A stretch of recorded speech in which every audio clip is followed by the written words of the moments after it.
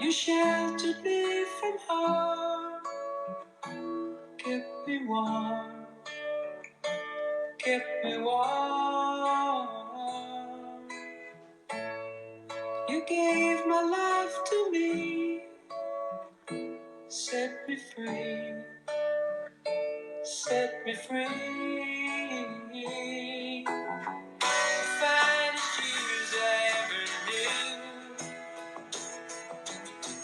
for all the years I played with you, and I would give anything I own. Give up my life, my heart, my home. I would give everything I own just to have you back again. Everything I Own by Brent. If you youngsters haven't heard of Brent, check them out. Every one, a classic. How are you? What day is it? Happy Wednesday. Happy International Dog Day. Hello from Texas. Hello from Ontario. Hello, Vancouver. North America. Los Angeles. Abu Dhabi. Oh my word. We're global. I've got lots of questions. Let's start off. Tony says, if you were arrested with no explanation, what would your friends and family assume you had done? So someone says, you've got to come down to the station, he's been arrested. And they go, why? And they go, we'll tell you when you get here. Right. What do my family think? Is that what do they first think? Well, I think they'd know it wasn't anything horrific. I know it wasn't, murder or terrorism or, what would it be? I don't, but answering back, it would be answering back. It would be answering back to a policeman. So I wouldn't back down. Like just a stupid rule where I just go, no. It'd be something like that, wouldn't it? I can't stand up. I want to know the answer. I won't tell you can't go through that. I go, well, why? It is like, I am like Larry David when it comes to the number of times I've sat in like a quiet table and they go, oh, this part of the restaurant isn't open. I go, well, it is. Why isn't it? It's 3 foot away from that table. So I think it would be something like that. Something I said, I think, as opposed to something I did. Although, if there's a hate crime law trying to be passed in Scotland, where I could be arrested on stage for saying something that's grossly offensive, which is basically all my stand-up. Everything I've ever done, if that law comes in, I could be arrested for. I'd still do it. I'd go on stage, but Lenny Bruce, wouldn't it? Police at the back, just waiting for me to say the bit. Then I'd say it, and they'd arrest me. But yeah, so what? I'd be like Nelson Mandela, wouldn't I? Probably wouldn't spend 30 years in jail. Probably a few hours, and they'd let me go home and go, you got to hear your case tomorrow. I go, all right. What time? I go 10. I go, all right. See you then. It wouldn't be long. I wouldn't be there long. I still do a campaign though in that time. Free the Hampstead one. There'd be riots and everything. And then I'd come out the next day and I'd be president. So it would all be worth it. You didn't hear Nelson Mandela complain, did you? No one did. If he did complain, I didn't hear him. I could be arrested for that, see?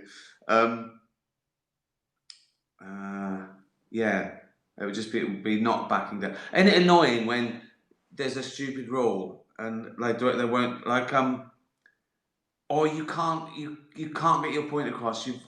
things like you've already paid, like these stupid arbitrary rules. Like I remember once I took loads of change about 30 years ago.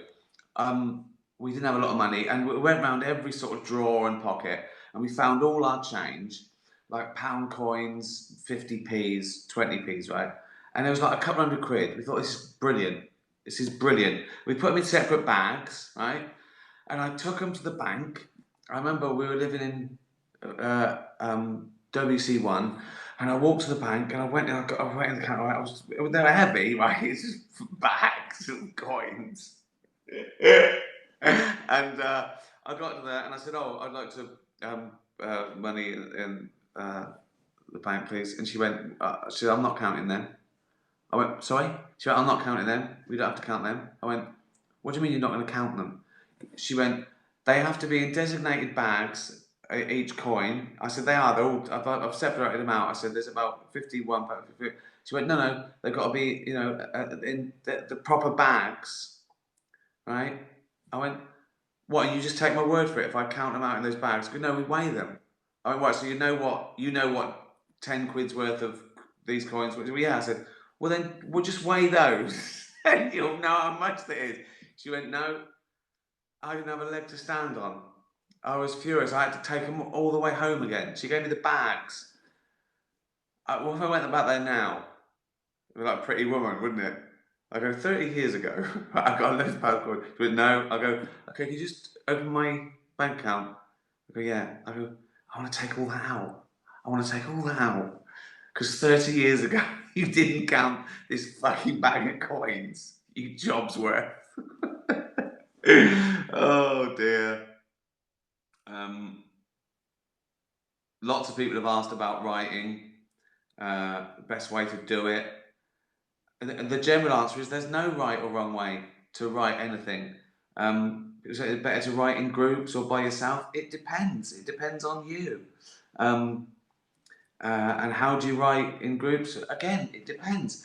You can you can do separate things each and put them together like Lennon and McCartney, or you can always be in the room and workshop it, or one can come up with all the ideas and the other one sort of, does all the admin. It just depends. You've got to learn for yourself, and there's no. I'd say do them all. I'd say try everything. Why commit? Try to see what you like. You might be great at being a collaborator. Or it might be too frustrating. But no, they're ruining my ideas. But it just depends. But I'd say just do it. Just do it. You know, like I like my favourite thing is coming up with the idea, uh, and then I love working on it. But I know I'm going to see it through. I think the frustrating thing for writers is that they haven't got the power past handing in the script. You can take a writer's script and you can go, "I'll do what I want with it." And I imagine that some writers are at home crying, going, "What have they done?" So again, if you're a writer handing it over, you've either got to, get power and not let them touch it, and the risk of saying we're not doing it and walking away, or you've got to let it go and go, "Look, it's yours. I've done my bit. Do what you want with it. Take my name off it." And some people do.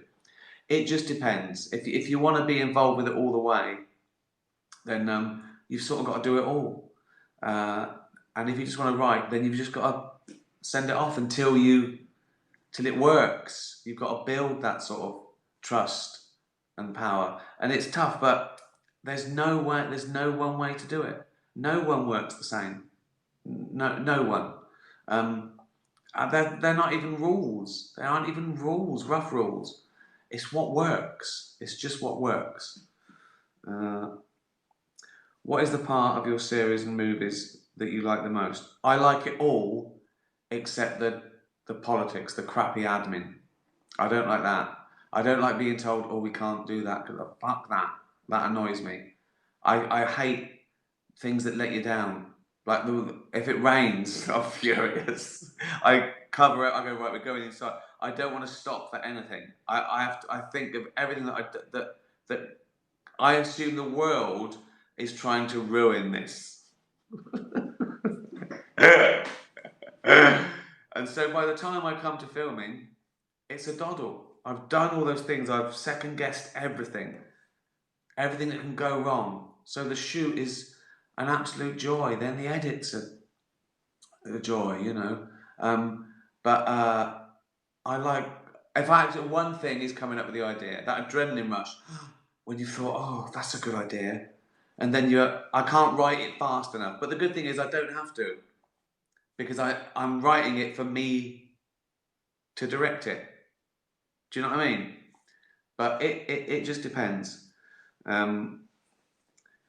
Claire says, if you were to put together a time capsule and bury it in your garden for someone to open in hundreds, thousands of years' time, what would you put in it to give them the best idea of how life is today?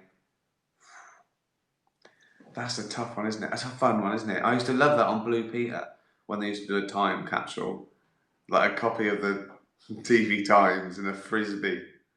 Well, I suppose you could just take the news, couldn't you? What would you tape it on? Imagine in 1,000 years' time, I'm getting a VHS. What's this? It's a bat of some sort. They wouldn't know what the fuck to do with it. Photographs always good, aren't they? Photograph. What would you do? What's the thing? Also, do you mean what would sum up 2020? A face mask and a bottle of wine. Really, isn't it? Face mask, bottle of wine. That's a great one. Maybe I'd want to confuse them. Maybe I'd put in loads of sort of doctored pictures, like Donald Trump with a dinosaur. Did I tell you? I think I've told you this before. When I was a kid, the council used to charge like a couple of quid to take away like a broken fridge or a cooker. You weren't allowed to, fly tip. Yeah. And so my dad said, I'm not paying that. So he used to dig the biggest fucking hole. It'd take him hours. Can you imagine how big a hole you have to dig in the garden to bury a fucking cooker and a fridge? And there's loads down there. Like, I remember the 18 years I lived at home, half a dozen times, he would dig a massive fucking hole and bury something, a fridge or pets. All the pets are down there. That'd confuse archaeologists in 1,000 years, wouldn't it? A dog at the cooker. What the fuck? What the fuck was going on in Whitley? That's a good question, that. Talking of which, here's a dog. It's Gunner. Gunner's question. Remember, he's a dog. Quantum field theory. Is it possible to construct, in the mathematically rigorous framework of algebraic QFT, a theory in four-dimensional space-time that includes interactions and does not resort to perturbative methods?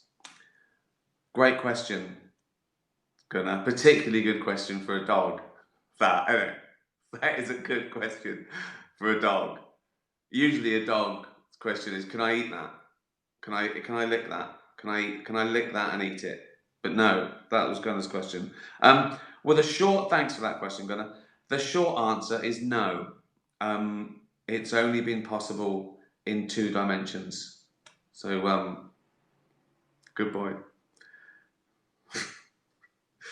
Fuck's sake. Is that because I complained that dogs and cats are asking stupid fucking questions? So you went the other way? You idiot. Got a question here. I won't say her name because she might not like my answer. Ladies asked this question. I'm writing to ask you about God. I know you do not believe, but I do. Fine. My question is, what if you're wrong? Could be, yeah. She says, if I'm wrong, I served a loving, just God and his son Jesus. I've made mistakes, but I kept believing, repented and believed in the cross. If I'm wrong, no harm. Well, that's true. If you're wrong, there's no God and there's no heaven, um, and I'm right. You've lived your life, and I hope you had fun.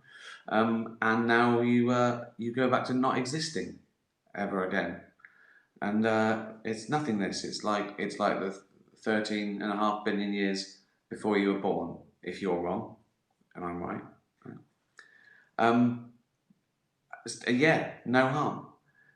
But the implication there is harm if I'm wrong. But I don't think there is. If I'm wrong, and I didn't serve a loving, just God, and right, and He exists, well then, and I go to heaven, and He is a loving, just God, He'll forgive me, won't He? He'll know I lived a really good life, and I didn't hurt anyone, and I was kind to animals, and paid my way, and all that. He'll know all that, won't He? And He'll let me in.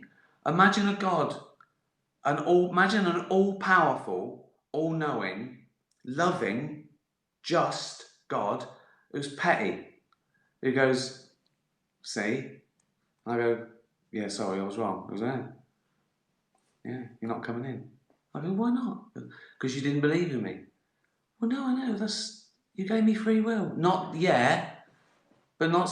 I gave you free will so you would believe in me. You're not coming in. That's the rules. We got murderers up here. Yes, because they said sorry at the last minute, and you didn't. You should have said sorry on your deathbed. But I didn't believe in you. Yeah. So it's too late. I don't think I don't think he'd be like that. If he's an all-powerful, he'd go, yeah, you're all right. Come in, mate. Come in. So, I don't know, is any harm there either? I mean, basically, it comes down to this, doesn't it? Did you live a good life? If so, cool.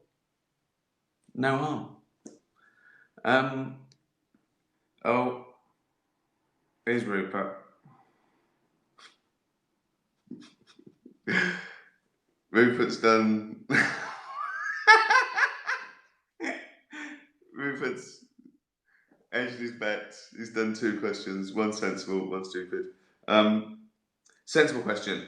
If you had to bring back one of your early stand-up shows, Science, Animals, Politics or Fame, to tour with again, which one would you choose? That's a good question, Rupert, there.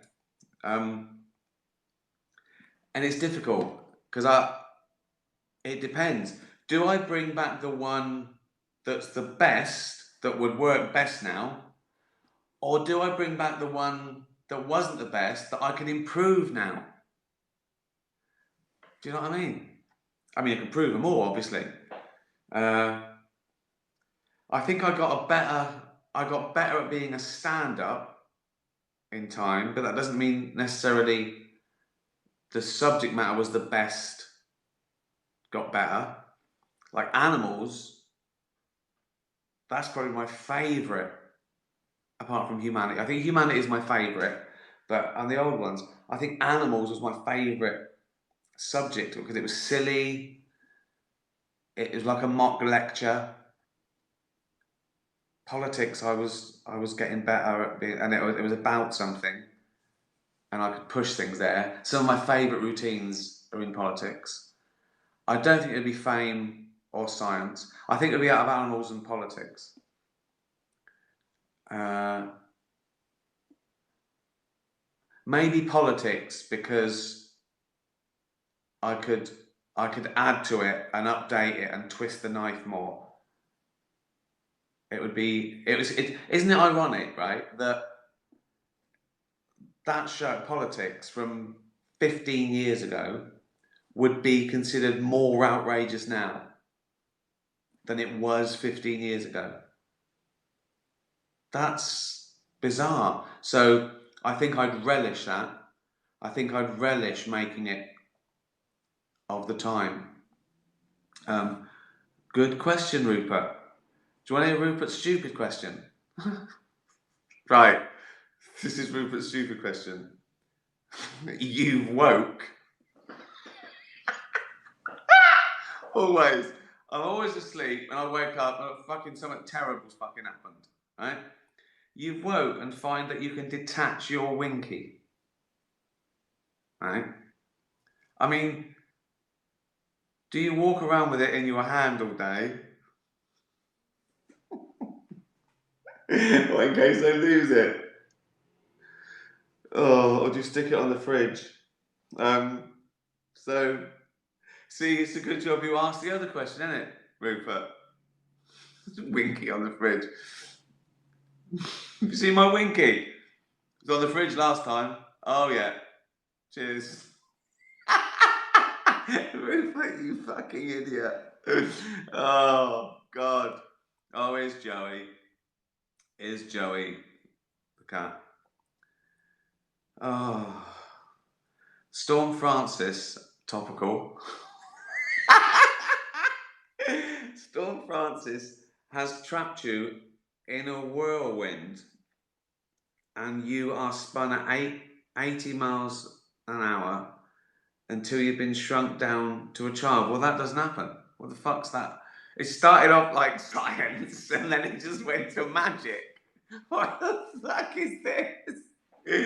Right, it spins you. That's what happens. If you wanna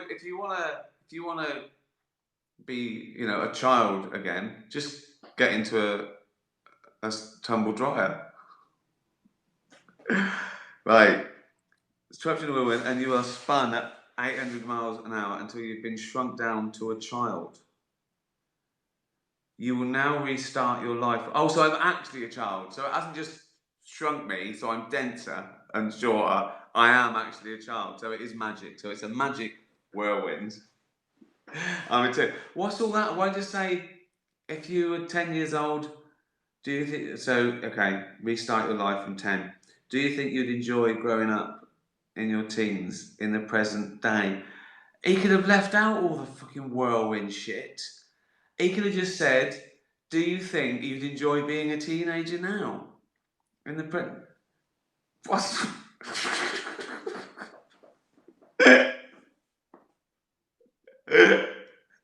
Oh, God. No, I don't think I would. The first thing that comes to mind is us poor kids now growing up with social media, and every stupid thing they say when they're 13, 14, 15, or whatever, it's there forever. When we were growing up and we did something stupid, it's forgotten. I've heard of people that went along and they got a job in the police force, and then they've been found having a spliff on Facebook when they were 17 or something, and it must be terrible. I mean, forget the bullying, just that another level of competition and oh God, I was bad enough in the playground. You know what I mean? Let alone the world looking at you growing up. No, I don't think I would. I could be wrong. They could love it. They could be having a much better time than me. I don't know. Difficult to say. But I do worry. But that's the one thing that I think is worse for teenagers now. But no, I think the thing is, any of those questions, I'm always going to go, better the devil I know. I don't want to change one thing. Even if one thing was bad, it still led to where I am now. Do you know what I mean? So, on a serious note, I wouldn't, if I could change, I wouldn't fuck with anything. Just, my life's too good. Don't want to fuck with anything. Rosie, a sensible question for today's broadcast. Would you ever write a book full of all your theories and wonderful quotes in the future? If you did, it would be amazing, as your outlook and opinions on life has helped a lot. Thank you. No, I don't. I don't think I ever would, because I don't know. I think opinions are overrated. I think we need more fact. I think that everyone. I mean, it's nice to put your opinions out there, but what if you're wrong? I think that I talked about this in my humanity thing. You know, it used to be my opinions is worth as much as your opinion, which is true. It's always been true. It's still true. It's subjective. But now we've got that thing. My opinion is worth as much as your fact, which is just not true. It's stupid. People think they can have an opinion on the age of the earth or the shape of the earth, and this just nonsense. You know, so no, I don't. I don't think. And I'm too lazy. Also, I say it now. Everyone, if I say autobiography, it's like, fucking hell, who's going to write that? I've lived through it once. I don't want to. I don't want to write it down. Fuck that. Also, I haven't finished yet. I don't know the ending. Thank you for that question. Ollie comic strip. Oh God, here we go. You've woken up, right? Right. Okay. Again, I'm in the lair of a mad scientist. Right. I've woken up and I'm in the worst fucking place. Right. Is determined to create a human centipede out of you and 3 other people. 3? Shouldn't it be 2 other people? Fuck me. So the human centipede is a person, right, in the front, a person behind with their mouth sewn to this person's anus, and again. So that's it. So the first one. So I'm definitely in the front. So if it's up to me, if I'm choosing, I'm at the front. And then but then you presumably choose people you don't like. So.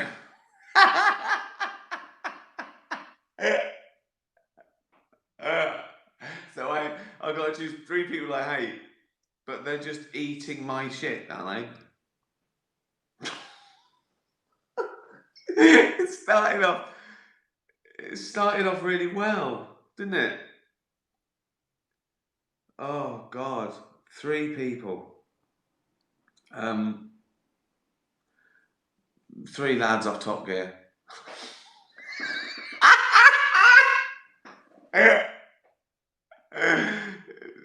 Clarkson, is it Hammond, James May? The BBC would bring it back if I was involved. If